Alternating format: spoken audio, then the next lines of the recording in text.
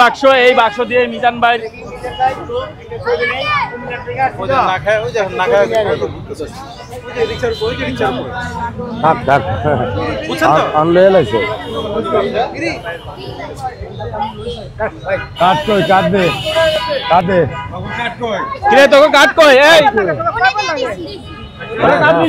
সত্যি মিজান ভাই কিন্তু কারো ভিড়ায় না, মিথ্যা কথা কইস না, ঠিক আছে?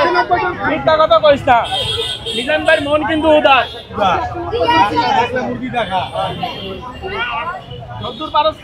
খাইছেন তো জায়গাটা ছাড়েন ভাইয়া। এই যে দেখতে পাচ্ছেন মিজান ভাই আরো একজনকে ফ্রি খাওয়াইলো। যান যারাই আসে কাউকে বিরত যায় না,